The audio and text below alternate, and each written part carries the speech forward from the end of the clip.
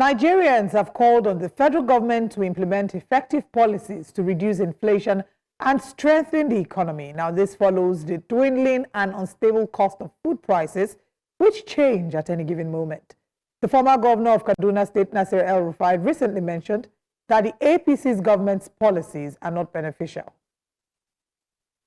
Despite calls coming from different quarters, including opposition parties, the APC believes its policies are yielding fruit and will bring succor to Nigerians. Join us this morning to discuss the current state of the nation under the leadership of President Bola Ahmed Tinubu is a founding member of the APC, Mr. Osita Okechukwu. A very warm welcome to you, Mr. Okechukwu, and thanks for joining us at Breakfast Central.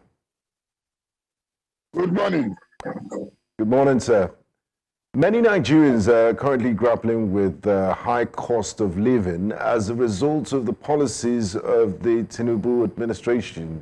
We've had the removal of fuel subsidy and also the floating of the naira, which has brought untold hardship on the people of Nigeria, as echoed by the former FCT minister and Kaduna State Governor, Nasir El-Rufai. Thinking back, do you think, using the luxury of hindsight, do you think those policies meant well for Nigerians? And how much succor in terms of palliative measures and cushioning has the government been able to give to Nigerians? Because people are still complaining in their millions. I think everybody agrees that the economic hardship is biting. Mr. President agrees on that as well. And nobody can shy away from the fact that we are facing some gruesome economic time. But going back to the issue of policy or mentioning any name, I will say so. The canvas for this policy, which is neoliberal policy, have been on the table for the last 39 years. If you remember what the former president, General Ibrahim Babangida, when he launched his book, he reminded us where the rain started beating us. It was back in 1986, 39 good years, when we changed to what they call the Washington Consensus, or the Chicago School of Thoughts, where they said that the government had no business in government, that the private sector had to take over the reins of economic activities in the country. It sounded very nice, but the problem we had for the 39 years is that our private sector is not as capable as those of advanced economies. When we started the issue like privatization, we said, okay, we don't have enough electricity supply, that is better to be done by the private sector. I went ahead to privatize our electricity chain, both the generation, the distribution, the transmission. And today the federal government of Nigeria has spent more money, and we are still behind the expectation anticipated by the structural adjustment program. So I don't think it's Tinubu's, President Tinubu's making. It is an inheritance. And it was too late in the day for President Tinubu to run away from it, because before then, we've privatized the major state-owned enterprises. And if you go back to reverse them, it will take you a lot of gigantic Lego torso that they might not come out on time. So I think President Tinubu had said, okay, why don't we harvest the advantages of the policy by looking at the foreign side for them to be of help to us? And luckily, that is gradually coming in. We had perfected a very diplomatic diplomatics by relying on our traditional non-alignment, where he's still a friend to the West and a friend to the East. That's why you could see major foreign investors coming in, especially in the oil sector and in the non-oil sector as well. So I don't think it's as bad as we are seeing it. If President Tinubu continues on his trajectory and continue to make sure that the budget profile is followed to the letter, whereby the major levers of the economy are funded accurately, especially the small and medium scale enterprises. Then we'll get where we're going. And for instance, we had established a development commission whereby all the geopolitical zones now have a development commission. And what he had told the geopolitical zones is that I'm going to put more money to a development commission who are in a better position to know what is needed more in the northwest, and what is needed more in the southwest, what is needed more in the southeast, and what is needed more in the northeast. So with the appointment and inauguration of the development commission, I think the locals will get more succor. And they had also did one good policy that had defied all solutions. Since our return to democracy, in every committee of the National Assembly, from the first National Assembly to the 10th, the issue of autonomy of the local council had been an issue. I think Mr. President has found a way out by going to the Supreme Court that granted financial autonomy to our local government councils. It is now left for us Nigerians to look into what is going on at the councils, because no local council in Nigeria today receives more than 200 million every month. Mr. It's for the citizenry. Yes. Thank you very much for highlighting all these thoughts. You, of course, have said that if the president continues on his current trajectory, you expect that the economy will return to, or maybe make a full recovery, as Nigerians are hoping that it will. You mentioned that ever since previous House of Assemblies, previous National Assemblies, the issue of local government autonomy has been a problem. Right now, we've seen that there's been a Supreme Court judgment. July last year, there was a Supreme Court judgment affirming the independence of local government, especially looking at the financial autonomy of local government.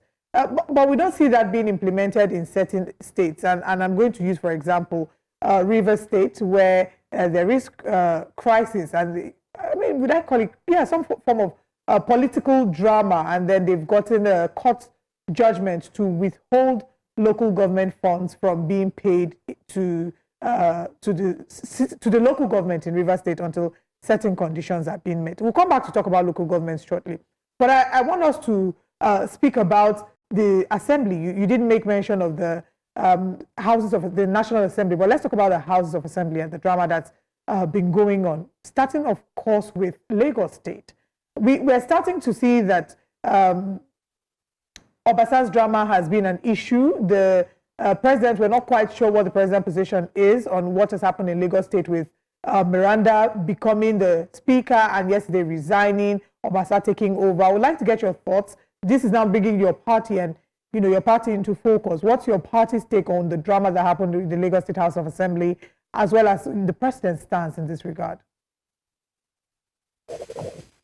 Let me start by saying that the Supreme Court judgment was a landmark judgment by granting financial autonomy to the local councils. What is left for us Nigerians now is for us to probe more, monitor our community local councils. Because in the past, they will offhandedly tell you that the governor is in charge of everything, that we don't get a dime here, that it's only the governor that could tell us what to do. And for those who disagreed as councillors or chairmen, they never came back. They don't have that excuse anymore. Yes, on the issue of Rivers State, I call Rivers State a PDP zone goal.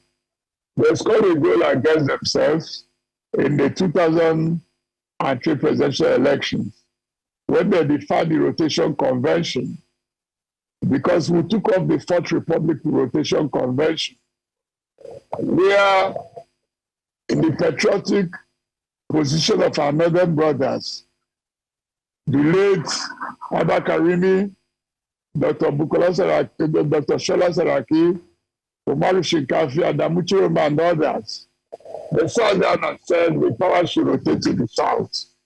And when he finishes in the south, he should come to the north. And it became a convention. And convention is as weighty as law in most instances of democracy.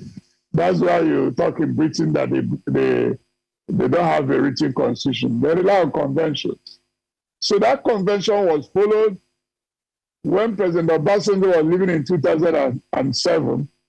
He made sure the two major candidates were from the north. It was then the late Umaru Yar'Adua and President Buhari.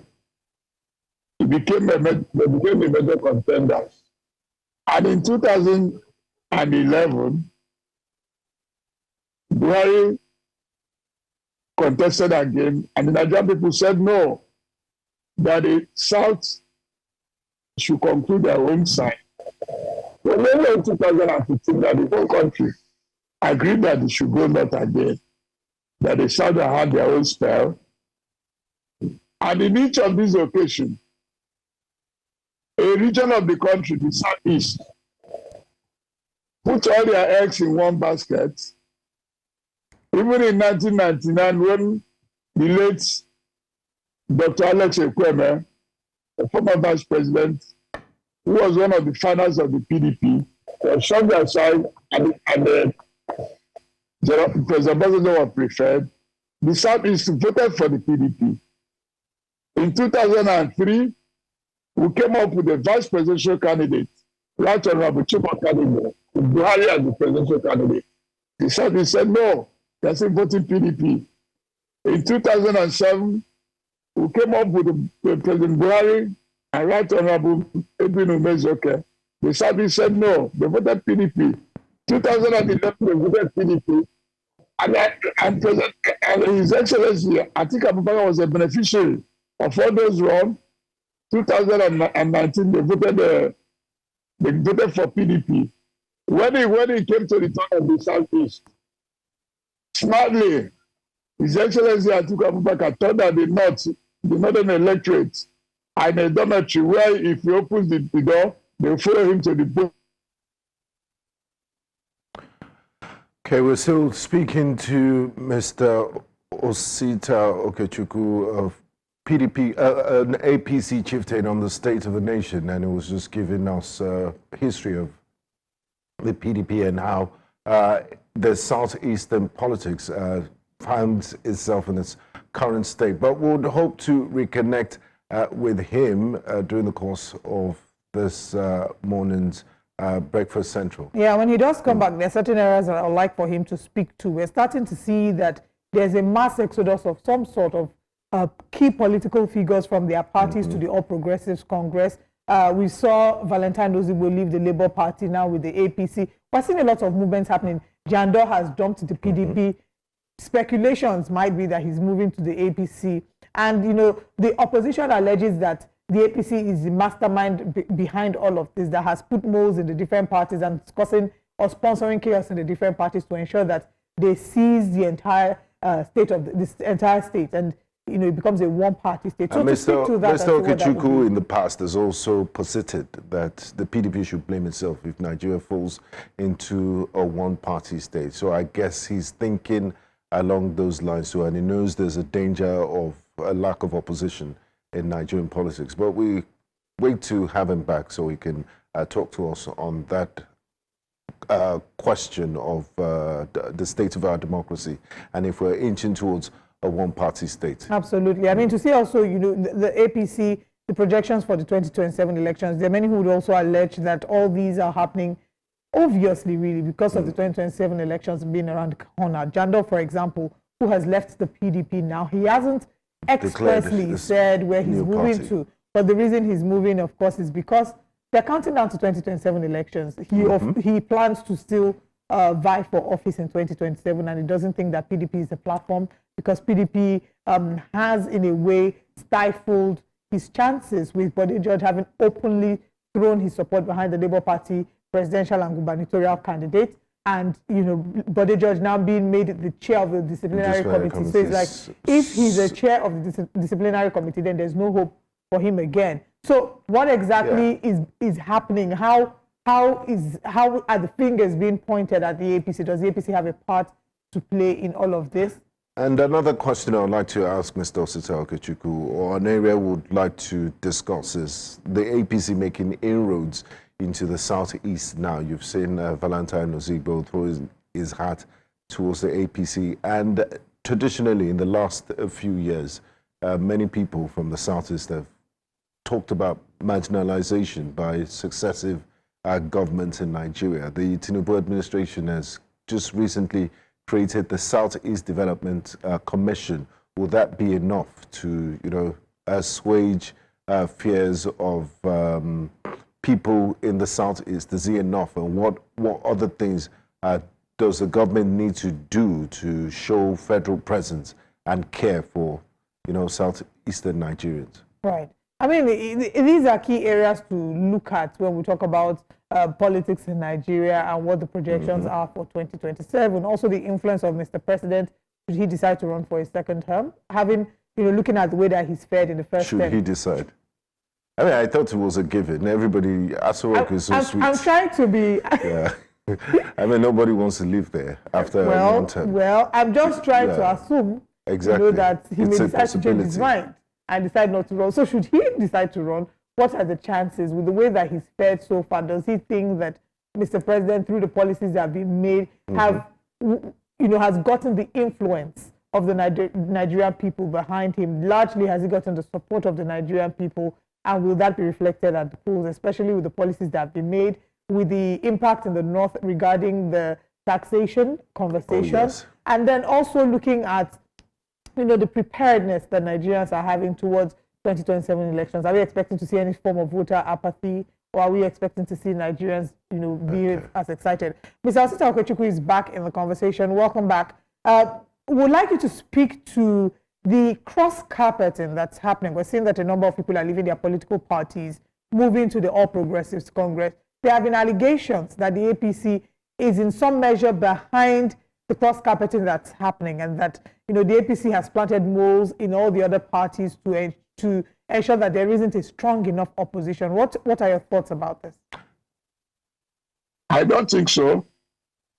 I just finished telling you how PDP scored their own goal. They violently breached the zoning and rotation convention. And the Nigerian voters paid them for that. And they know the Nigerian people, like most human elements, they want to go to greener pastures. That's why you see the migration to the APC. We are not persuading anybody. I don't think we are doing so already. We have about 20-something states. Why should we stifle? We don't like one-party states. And I also understand from my friends on the other side that they are building up a coalition. So we hope their coalition will be strong at the end of the day. But the only problem they have is that they're also trying to breach the zoning and rotation convention. Some of them are still thinking that the northern electorate are in a dormitory where with their key, they will open at the election day, and the northern electorate will follow them to the polling booth. That is not the position. The northern electorate are one of the most sophisticated electorates in the country. They will discern when a government is doing well. When I know, for instance, that President Tinubu had established the livestock ministry that they have in the kitty. Before 2027, they might start or go for an establishment of over 10 mega ranches. When that happens, it will clear the head farmers crisis that they have denied some crop farmers opportunity to go to their farms. Now, Mr. Okechukwu, yes, you once said just recently, last month, that there's no vacancy in Asorok in 2027, and you're backing President Tinubu to return. President Tinubu hasn't reached the second-year mark of his presidency, and we're already talking about 2027. What gives you this confidence that he will return, and why are you backing him despite the hues and cries from Nigerians that, look, we're facing record inflation and a high cost of living? start by saying that I cannot say there's no vacancy. I'm a Democrat. I want a competitive election. But we are supporting President Tinubu as our candidate in 2027. But the issue of no vacancy, no, I will never say so. I am a believer in multi-party system, that it should be contested and all the cards should be on the table and there should be free and fair election. But while we are saying that the major opposition political party, the PDP, had their own unforced error, they scored their own goal, it will be difficult for them to pick the pieces because of the fact that the Section 7 of the PDP Constitution. Yeah, but there are more political parties, opposition political parties in Nigeria beyond the PDP. Yeah? There are other political parties in Nigeria. You seem to focus a lot on the PDP. There's NNPP, there's Labour Party, there's ABGA, you have other parties. So why the focus on PDP? My brother, I'm not a herbalist. I'm working on the main opposition party that had over 10 states in their kitty. We're not fighting a cyber, the electoral fight is not a cyber war where you fight in the air. You have to be on the ground to engage in the war. So the electoral battle is a battle on the ground where you fight. When we talk of structure, we talk about the people. But I hope they will do what we did when we lost in 1999. We started planning for a coalition or a merger. We lost in 2003. We started intensifying our efforts to have a strong merger.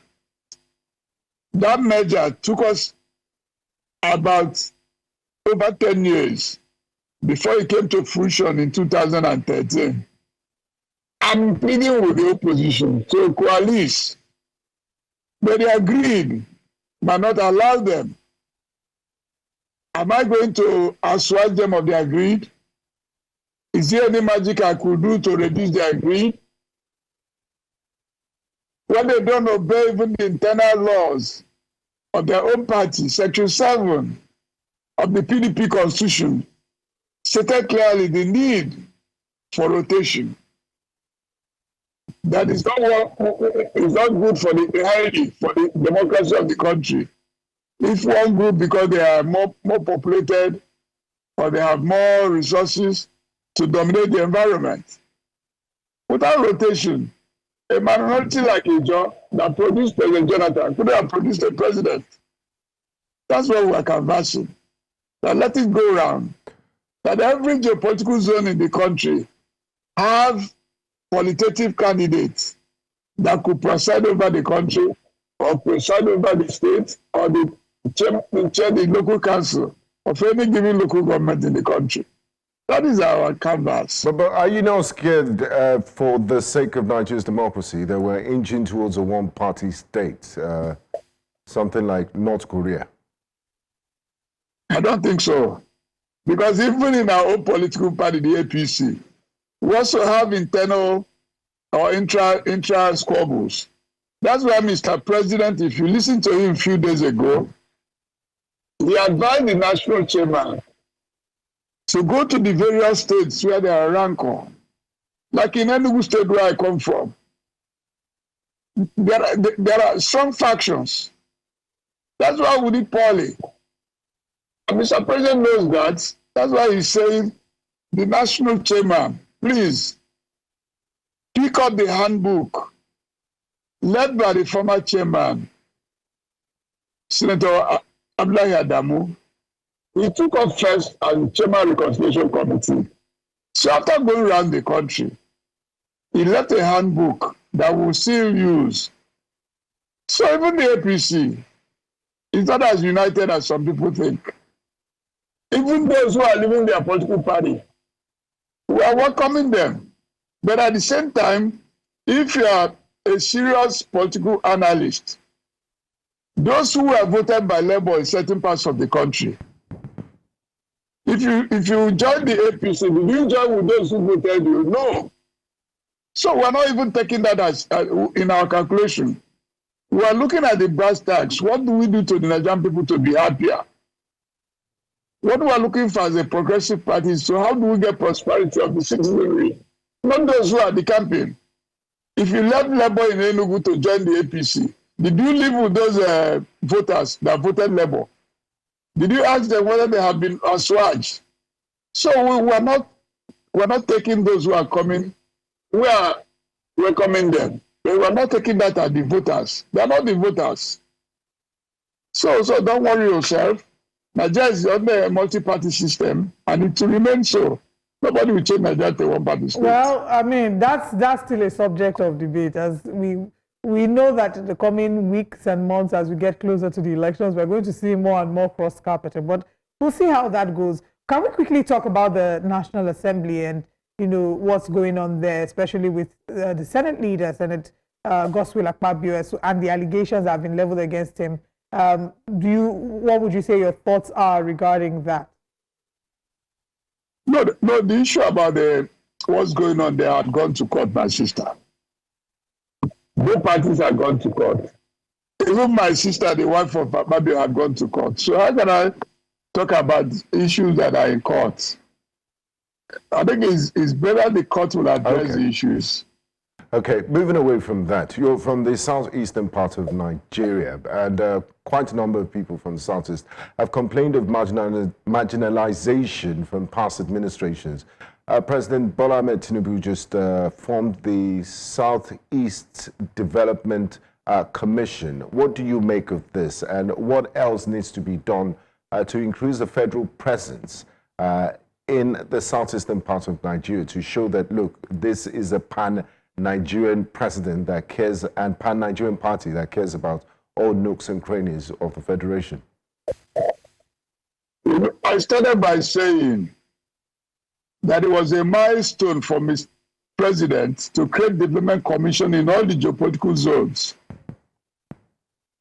And that of Southeast is very important because we ended the Civil War by talking about reconstruction, rehabilitation, and reconciliation. And that had not been well treated. Unluckily for us in the Southeast, in nominating those who are heading the Saudi Development Commission, Mr. President was so kind to us that he chose our first 11. He chose from our first 11. It's not like in the past where they would choose stooges or surrogates. I think the choice he made, the managing director is a technocrat, Makokoye. Nobody could accuse him of a partisanship in any manner. The chairman, Emeka Wogu, has been a straightforward person. Those who have worked with him, both in revenue mobilization when he was there, will attest to his integrity, his transparency. Same with the executive director of finance, Right Honorable Stanley Ajiroka, who headed the other state House of Assembly. Or do you talk of Osita Okechukwu, who is the executive director of projects? Or Favourable, who is the executive director of corporate affairs and others. So for us in the Southeast, we are telling Mr. President, thank you very much. And we will also make sure we monitor the resources that will be voted for the Development Commission. It is our duty to help Mr. President to do our own monitoring, to make sure that what is intended, we asked them the other day, where's the budget? They said they are still negotiating with the National Assembly. So the day they finish with the National Assembly, we are going to be handy with the line-by-line subject matters of the budget. And we hope other communities or regions will do so that we could latch on. Because some people have been talking about restructuring. Right. What is a better way to restructure than to restructure economically? Which Mr. President is about doing. Okay, as we wrap up the conversation, I'd like to get your thoughts about the need for an Igbo president. We've seen people from the eastern part of Nigeria canvass for that. The former Abia State governor, Uzo Kalu, had said in an interview, while speaking about the need for an Igbo president, he did, however, mention that President Bola Tinubu must complete his 8 years. I mean, last time we checked, it was meant to be a 4-year tenure here in Nigeria. But what are your thoughts about the potential of an Igbo president? Do you see the need for it? My sister, I've been in politics for over 40-something years. I'm a student of political science. I'm not afraid that the Igbos will be president. One day it will happen. It's not a jigsaw puzzle. Who believed on earth that Peter Obi in 2003 will win 11 states plus FCT, while President Tinubu won 12 states?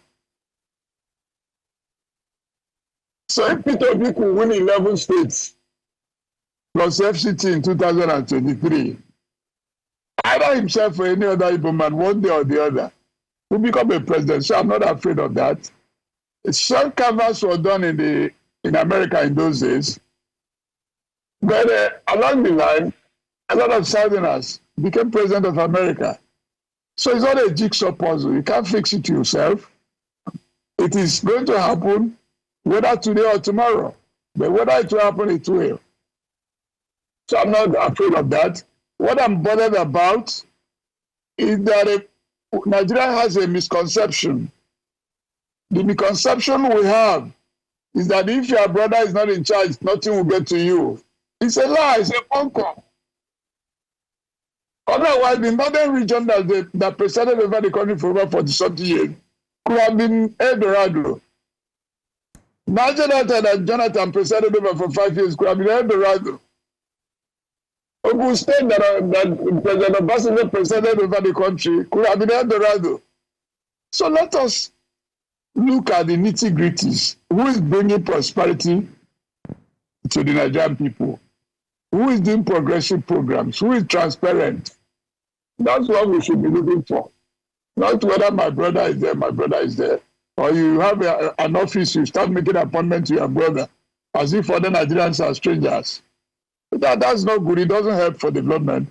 No country in the world has developed by nepotism. No country. You can't develop by nepotism. Because Almighty God, in His infinite mercy, gives talent sparingly. And you can't tell God where He will give a talented man, a talented woman. Look for them. Make them your president. You advance. Talking about nepotism, just before we let you go, so many observers have complained about the lopsided appointments of President Bola Ahmed Tinubu's administration. Just yesterday appointed a new Accountant General of the Federation, and he happened to be from the southwestern part of Nigeria. And there's a whole catalogue of senior appointees from just the Yoruba ethnic group. Don't you think this is a problem for the APC and its smacks of nepotism?